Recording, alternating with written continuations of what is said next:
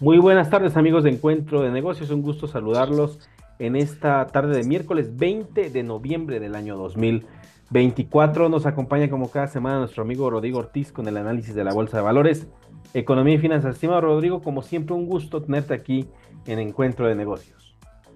Muy buenas tardes, mi estimado Brian. Un gusto una vez más poder estar aquí contigo. Esta semana, estimado, pues bueno, va iniciando casi ya la recta final del fin del 2024. Tenemos mucha información sobre el paquete económico, las reuniones del G20, estas tensiones que se están dando en Ucrania, pero vamos con la cápsula de nuestros amigos del Colegio Nacional de Licenciados en Administración de Michoacán, con LAMI. Hoy, en Saberes Digitales, hablaremos de la gobernanza de datos y la competitividad en la era digital. ¿Sabías que los datos son el nuevo petróleo de nuestro tiempo? En México, la transformación digital ha tomado un gran impulso y las empresas que logran gestionar eficientemente sus datos están alcanzando un mayor crecimiento. En ese contexto, la gobernanza de datos se ha vuelto fundamental para la competitividad de cualquier organización. La gobernanza de datos es el conjunto de normas, políticas y procesos que las empresas implementan para gestionar sus datos de forma segura, precisa y eficiente. Se trata de proteger la privacidad, optimizar la calidad de los datos y garantizar que la información esté disponible y actualizada para tomar decisiones estratégicas. En un entorno de alta competencia, las empresas en México que utilizan datos confiables pueden aumentar su eficiencia operativa hasta en un 25%. Por ejemplo, Grupo Bimbo ha implementado un sistema robusto de gobernanza de datos para optimizar su cadena de suministro y reducir costos logísticos. Con la entrada en vigor de la Ley Federal de Protección de Datos Personales en posesión de particulares, las empresas en México están obligadas a proteger la información sensible de sus clientes. Un caso emblemático fue la multa de 100 millones de pesos impuesta a una importante tienda de autoservicio por un mal manejo de datos personales. En el contexto actual, donde México se ha convertido en un destino atractivo para el nearshoring, contar con una sólida gobernanza de datos es clave para atraer inversiones extranjeras. Se proyecta que esta estrategia podría inyectar hasta 35,000 millones de dólares en la economía mexicana en los próximos 5 años. Aunque parezca un tema complejo, la gobernanza de datos también tiene un impacto directo en la vida cotidiana. Desde la forma en que los supermercados gestionan tus compras para ofrecerte ofertas especiales, hasta cómo los bancos protegen tu información financiera. La gestión adecuada de datos no solo impulsa la innovación, sino que también crea un entorno de confianza entre los consumidores y las empresas. En un mundo donde la información es poder, saber cómo gestionarla marca la diferencia entre el éxito y el fracaso. Y continuamos en Encuentro de Negocios. Estimado Rodrigo, pues vamos a hablar sobre mucha información que tenemos esta semana, estimado, que se ha generado. Platícanos. Así es, estimado. Pues lo primero es que las bolsas tienen una ligera corrección después de la gran fiesta que se dio después del triunfo de Donald Trump. Por ahí una semanita intermitente, una disculpa, pero durante esta semana ya las bolsas toman un poco de utilidades. Viene toma de utilidades en espera de ver un poco ya más a fondo ahora sí qué va a hacer Donald Trump, decisiones y demás. Entonces fueron días de fiesta y después viene simplemente una toma de utilidades que por ahí esta semana se vio reflejada y listo, estimado. Entonces, empezando por esa parte, y en México se dio una noticia que ya veníamos hablando, que ya se veía, que ya estaba en la mesa, y fue el recorte de tasas por parte de Banco de México, estimado. Como todos los analistas prácticamente lo decían, iba a haber un recorte de 0.25, el cual fue de manera unánime, recorte de tasas por parte de Banco de México, y a darle. Entonces, esto es sinónimo de que la inflación sigue cediendo, vienen los recortes paulatinos, por ahí hay cierta fortaleza por parte de México, el hecho de que está recortando tasas, incluso las está recortando antes que la Reserva Federal, no va en línea, va un poco adelantado, lo cual le puede dar margen en algún momento dado de que la Reserva Federal siga recortando tasas, aunque el discurso de Jerome Powell ha sido que los recortes serán más mesurados, que hay que esperar los datos, y México puede, en dado caso de que la Reserva Federal recorte tasas o se mantenga, México puede hacer lo mismo porque va un poco adelantado, estimado. Ahí nada más tenemos que también tener un poco de precaución, que Banco de México esté muy al pendiente, que no nos vaya a suceder como le sucedió a Brasil hace algunos meses, que empezó con su recorte de tasas y ahora ha estado subiéndola ligeramente porque la inflación se volvió a disparar. Entonces, nada más por ahí México tiene que tener un poco de precaución en ese sentido del Banco de México, de estar cuidando que no se dispare la inflación, de que el recorte vaya siendo lo adecuado para evitar algún problema. Pero ahorita esa noticia que ya se veía, ya se conjuntó. Ahora la discusión está hacia diciembre, si en la reunión de diciembre va a haber o no recorte. Ahorita está un poco más cargado que el sí, sin embargo el no también empieza a tomar fuerza y entonces este ciclo de altas parece estar llegando ya, estimado, cosa que hemos estado hablando bastante tiempo, ya está aquí, ya se siente un poco más este ciclo de recortes, pero vamos a ver qué más va pasando, estimado. Sí, estimado, creo que lo hablábamos hace 2 semanas que tuvimos por ahí una pequeña pausa, pero lo hablamos en la última emisión de Encuentro de Negocios sobre Donald Trump, porque, bueno, uno de los aspectos que llama la atención sobre esta nueva transición que se da con el gobierno de la era Trump, porque ya todos la llaman la era Trump, se confirmó mayoría en la Cámara de Representantes, mayoría en el Senado, tiene un poder muy fuerte Donald Trump en Estados Unidos y ha empezado a movilizarse, o sea, ha empezado a hacer nombramientos de piezas clave en lo que será su gobierno, nombra a su futuro secretario de Estado, que va a estar al frente de la política exterior, que es Marco Rubio, es un senador muy sumamente conservador de la Florida.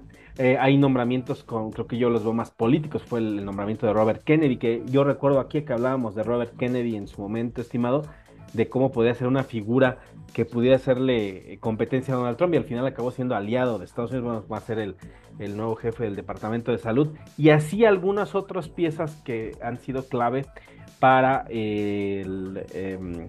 pues para su nuevo gobierno que iniciará en enero. Y mencionas algo que también es interesante sobre el recorte de las tasas de interés y el ejemplo de Brasil y lo que hemos mencionado aquí, que a pesar de que estos recortes de tasas se están dando, pues también valdría la pena analizar el entorno que estamos viviendo actualmente, que si bien está dando pauta, al menos bueno, en el caso de Estados Unidos, la Reserva Federal, de hacer las bajas de tasas, en México está pasando que en cualquier momento alguna situación del entorno externo aún es volátil. Está el conflicto en Medio Oriente y está el conflicto entre Rusia y Ucrania, que se empezó a acrecentar este martes. Entonces, creo que son todavía factores que son detonantes de algún escenario complejo, como puede ser que una guerra empiece a expandirse en cualquiera de las dos regiones del mundo que hablamos, que hablaremos más adelante sobre Rusia y Ucrania, y que creo que estos son aspectos que van a hacer que en algún momento se eleve el precio del petróleo, estimado, y otra vez como consecuencia se eleve el precio del combustibles a nivel general y el de los precios generalizados, y entonces sí, los bancos centrales tengan que nuevamente, como a lo mejor el caso de Brasil sirve de referencia, de tener que volver a subir tasas porque nuevamente la inflación se pueda disparar en algún punto, estimado. Sí, estimado, justamente lo dices y por eso el comentario de que Banco de México ahorita tiene un poco de margen al ir adelantado a la Reserva Federal es el hecho que justamente hoy el conflicto, bueno, desde el día de ayer, martes, el conflicto entre Ucrania y Rusia se ve afectado o acrecentado por algo que ya se venía platicando desde el día lunes, donde Rusia dice que si Ucrania utilizaba misiles de largo alcance iba a desatar la Tercera Guerra Mundial, pues Ucrania no escuchó y también con permiso de los Estados Unidos utilizó estas armas el día martes a primera hora, y entonces pues ahora vamos a esperar a ver qué Rusia qué hace. Parece estar un poco tranquilo en el sentido de que como que Rusia va a permitir esto ahorita, no escalarlo, porque sabe que escalarlo una Tercera Guerra Mundial, el daño que esto conllevaría y demás, pero por ahí veamos qué pasa. Y entonces nuevamente lo que hablábamos en su momento de precios de petróleo, energéticos y demás, que están muy ligados a estos dos países, pueden verse fuertemente afectados, estimado. Entonces, y si el precio de los energéticos sube, ya sabemos que eso en automático detona la inflación. Entonces vamos a ver qué pasa, pero la inflación pudiera estar latente nuevamente, pudiera estarse acercando después de esta situación entre Rusia y Ucrania. Esperemos que no, pero eso le da un poco de margen a Banco de México de no recortar tasas inmediatamente en diciembre, o esperar un poco a ver qué pasa con el tema de la inflación y demás, con lo que viene, porque también viene ya Donald Trump en enero. Entonces Banco de México pudiera, por ese sentido, ahorita esperar el recorte de tasas, ya cerrar el año con el nivel actual de inflación cercano a los 4, al 4.50, y en espera de ver qué pasa con Donald Trump y Rusia, porque en estos momentos esto le puede traer varios problemas a Banco de México en el tema inflacionario. Aquí hay una arista interesante, si ve que tocaste el tema de Rusia y Ucrania, en el que, bueno, Estados Unidos a través de la administración Biden le autoriza a Ucrania usar estos misiles de largo alcance que son proporcionados por la OTAN y por Estados Unidos, en el que Rusia advirtió que si se hacían uso de estos misiles, estarían prácticamente entrando en conflicto con países miembros de la OTAN y con Estados Unidos, porque se necesita una tecnología que no tiene Ucrania y que serían armas proporcionadas por Occidente, en este caso países de la Unión Europea y Estados Unidos, sus aliados.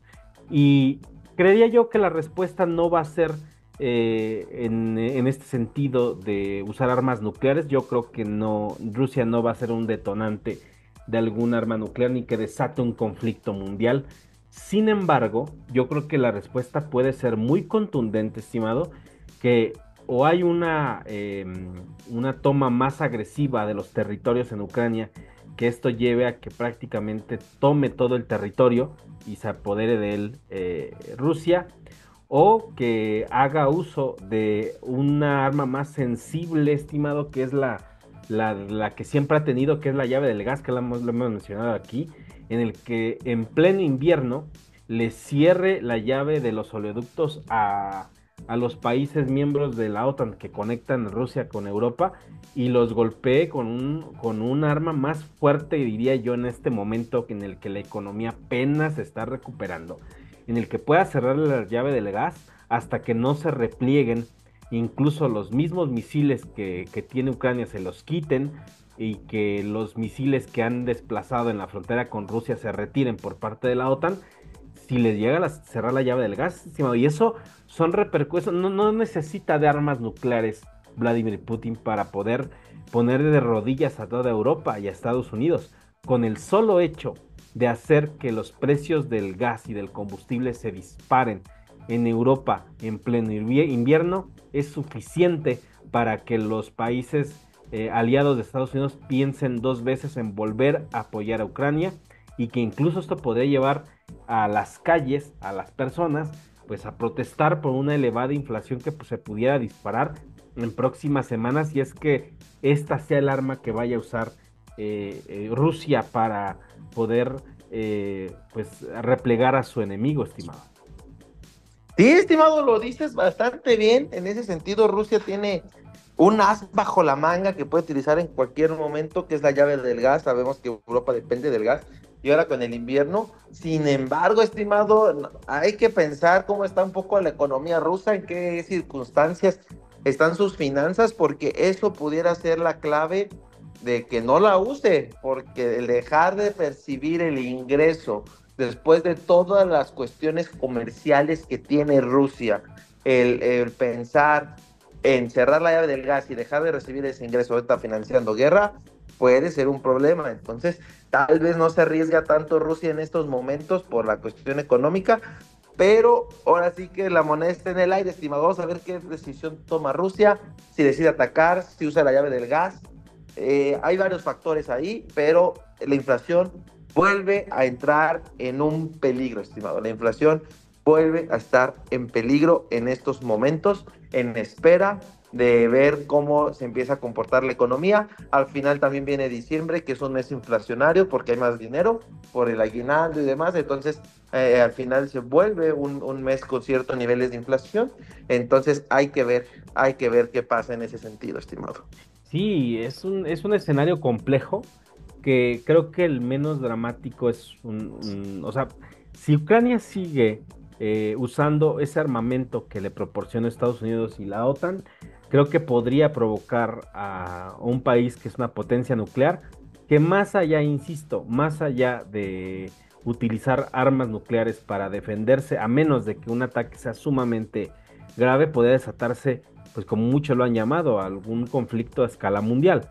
Que hablar de una tercera guerra mundial suena exagerado ahora, pero no es imposible que se pueda dar, es un escenario viable, pero Rusia siempre ha sido muy prudente en sus respuestas, o sea, siempre ha sido como un juego de ajedrez que ha sabido cómo utilizarlo. Lo vimos con las sanciones de Estados Unidos y de los aliados de Estados Unidos. O sea, no cerró la llave del gas en su momento. Lo hizo después y después lo disipó rápidamente. ¿Por qué? Porque las consecuencias eran más grandes. Pero en cuestión militar no ha sido tan severo ni tan agresivo. Pero sí seguramente podría provocar algún escenario diplomático complejo.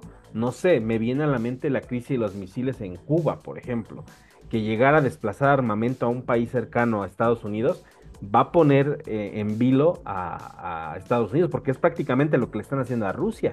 O sea, a Rusia incluso lo están bombardeando desde un territorio con armamento de Estados Unidos. Entonces, un escenario similar a ese, con nada más con la intención de provocar temor a Estados Unidos, podría ser viable, algo como lo que pasó con los misiles en Cuba, estimado. Y hay países que podrían estar dispuestos a ello, Nicaragua, Cuba o Venezuela, más Venezuela, que es muy golpeado por las sanciones de Estados Unidos, y malamente, diría yo, en cuestión estratégica, en una guerra que se pueda desatar, malamente han hecho una enemistad terrible con tal de apoderarse del petróleo, pero tiene ahí Rusia un gran aliado que es totalmente aliado de estos países, de Rusia, Irán y todo este bloque que encabeza los BRICS, que no son un bloque comercial, pero sí son países que tienen convergencias comerciales muy cercanas a lo que podría ser un bloque como tal, pero que también hay intereses y acuerdos comerciales y militares que, insisto, que el peor enemigo que se pudo haber creado Estados Unidos fue Venezuela, donde le desplacen misiles a Venezuela y los que estacionen con solamente provocar a Estados Unidos, pues creo que es de pensarse, estimado. No nos sorprendería, estimado, porque aquí hemos hablado de tantas cosas sobre lo que ha pasado, luego hemos visto que sucede, luego ha superado el análisis de todo lo que hemos visto, así que son muchas cosas que aparentan ser muy hipotéticas, pero luego acaban siendo incluso más extremas de lo que hemos hablado aquí. Así es, estimado, lo planteas y lo dices muy bien, este sentido de la situación actual de Rusia y Ucrania, la cual es pende de un hilo y que la seguridad mundial pudiera estallar en una guerra. Esperemos que no sea así, pero este tema que pareció un poco en el olvido y que lo estábamos enfocando en la guerra del Medio Oriente, pues nos ha vuelto a regresar y esperemos que no pase a mayores. Lo que decíamos, Donald Trump, el primer presidente de los Estados Unidos, sí, el primer presidente de los Estados Unidos en mucho tiempo que no inició una guerra. Esperemos que de ahí se tome Donald Trump y se pueda salir adelante para evitar problemas mayores, estimado. Sí, aquí el protagonismo de Donald Trump está siendo muy fuerte, incluso hay declaraciones en redes sociales de Donald Trump mencionando que él está dispuesto a intervenir entre Rusia y Ucrania para frenar la guerra, incluso antes de que inicie su administración. Y eso habla también de un liderazgo fuerte que tiene Donald Trump, lo que está haciendo también la administración Biden a unas semanas de que termine el mandato. Me parece sumamente irresponsable lo que hace Joe Biden, totalmente irresponsable. Si había perdido la simpatía de muchos demócratas en su país, creo que con esto, y si el conflicto escala a más, creo que con esto va a acrecentarse más la crisis en el Partido Demócrata en Estados Unidos, donde se desconectó totalmente de sus bases, de la clase trabajadora, que eran sus principales votantes, se ha desconectado totalmente y eso hace que, pues, es irresponsable, estimado. Creo que Donald Trump puede jugar un papel interesante Es la última reunión, saltando ya para finalizar esta parte de la reunión del G20 en Río. Hay declaraciones que se dan en esta cumbre. En el caso de Sergei Lavrov, que es el secretario el ministro de Exteriores ruso, que habla de la irresponsabilidad de Estados Unidos de lo que está haciendo con Ucrania, dándole el permiso para atacar a Rusia con su armamento y que Rusia se va a reservar su derecho a responder. Y es una cumbre que yo veo como que muy también, muy insípida, estimado. Hay otros momentos donde estas cumbres, donde se juntan las mayores economías del mundo, donde hay enuncios importantes, pero este año yo lo veo muy marcado por una insipidez, si lo podemos decir así. Sí, estimado, y por ahí está bastante la cuestión del G20, en donde pues México regresa. Eso fue una muy buena noticia. No, no es que dejara de vivir, pero regresa ahora en este momento ya presidenta de México. Va, cuestión que con López Obrador no se vio con el expresidente. Eso para empezar lo hizo noticia, pero por ahí no sé cómo esté el asunto, estimado. Por ahí ya se habla del chisme de internet, en el cual se ve cómo la presidenta Claudia Sheinbaum se saluda muy cordialmente con Joe Biden, pero muy en la línea, cuando con el presidente chino, Kim Jong-un, se saluda de manera mucho más afectuosa, con mayor empatía, y entonces por ahí ya está marcando una línea en el cual puede que esté tomando partido por China en vez de Estados Unidos, y eso no es bueno ahorita en esta renegociación del Tratado de Libre Comercio que se puede venir, en el cual pues ya están hablando, incluso los canadienses, diciendo que en caso de que si México sigue promoviendo la inversión china, van a hacer un solo tratado entre Canadá y Estados Unidos y nos quieren sacar. Entonces hay que pensar bien quién es nuestro socio comercial y qué tanto nos conviene estar haciendo ese tipo de política exterior, si es la adecuada o no. Aunque China, sabemos, eso es una realidad, China se va a convertir en una década, tal vez dos, en la máxima economía a nivel mundial. Hay que pensar si es justamente lo que queremos, porque la máxima economía mundial va a estar del otro lado del mundo, no va a estar al lado como está Estados Unidos. Entonces, por ahí hay que pensar si es lo correcto o no. Ojalá que sí, pero pues puede ahí no ser la mejor decisión en estos momentos, no lo sabemos hasta no ver, pero pues hay que estar pendientes de esa parte, estimado. Sí, creo que, bueno, lo dices muy bien, es un acierto. Creo que el expresidente no había tenido una figura fuera del país como lo está teniendo ahora, o bueno, en estas cumbres, pero ahora que va la presidenta, creo que es interesante, me parece interesante el que haya acercamiento con el gobierno chino, principalmente tomarse la foto con el presidente chino es un arma de doble filo, estimado, más con Donald Trump a puertas de tomar la presidencia, porque Donald Trump ya sabemos que es sumamente emocional, sumamente escandaloso, y podría tomar eso como un mensaje pues muy negativo. Entonces, en este momento no es que esté mal acercarse a China, sino que por los tiempos que se están viviendo relacionados a las tensiones comerciales que se tienen con Canadá y con Estados Unidos, y que también Canadá, hay algunas cámaras de comercio en Canadá están reclamando que incluso hasta México se les saque del Tratado de Libre Comercio. En fin, hay momentos muy complejos en cuanto a la tensión comercial que viven los tres países, que hacer público este acercamiento con China puede ser contraproducente con Donald Trump. No porque esté mal, sino con Donald Trump, sabiendo que es sumamente reaccionario a cualquier situación que no le gusta, y que luego una negociación con él se pueda tornar un poco difícil. Entonces, pues bueno, es la política exterior que apenas está marcando una pauta, no sabemos si vaya a ser así. Habría que ver cómo es que se desenvuelve todo este escenario, y también habrá que ver cómo es que llega Donald Trump y se sienta a cumplir lo que ha mencionado, porque también colocar aranceles a productos que van de México hacia allá va a elevar los precios, y eso también podría a afectar la inflación que de por sí apenas se ha controlado y es parte de sus promesas de campaña. Entonces, se depende de uno del otro, tanto de Estados Unidos como de México, como México de los Estados Unidos. Y después de una elección tan concurrida y tan peleada en la que Donald Trump logró acaparar espacios que antes le fueran muy difíciles conseguir, romper sus promesas de campaña podría ser muy complicado en las elecciones intermedias. Así es, estimado.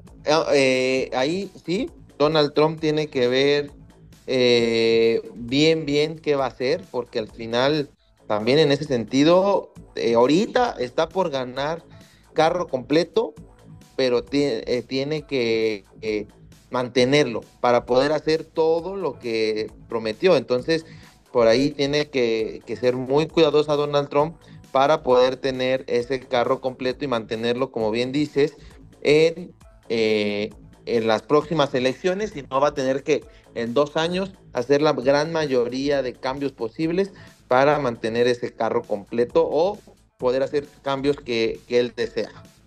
Así es, estimado. Pues llegamos a la parte final de Encuentro de Negocios. Como siempre, agradeciéndote que nos acompañes como cada semana. Platícanos dónde te podemos encontrar en redes sociales. Claro, estimado, estoy tanto en Instagram como en Facebook como @Rodrigo Ortiz Consultor. Ahí les estoy publicando bastante información financiera. Por ahí se nos acabó el tiempo para hablar del paquete económico, pero lo estaremos platicando en próximas ediciones, estimado, ya con los ajustes que por ahí están haciendo todavía. Así es, estimado, se nos fue el tiempo, pero la próxima semana estaremos al tanto del paquete económico. Te agradezco que hayas estado con nosotros. Nos escuchamos por aquí el próximo martes. Muchas gracias, estimado. Y de esta forma llegamos a la parte final de Encuentro de Negocios. Nos escuchamos el próximo miércoles aquí a través del 104.3 de FM Radio Nicolaita y a través de nuestro podcast, a través de todas las plataformas vía streaming. Yo soy Bean Ramírez. Recuerden, somos el único programa especializado en temas de negocios de la ciudad. Hasta la próxima.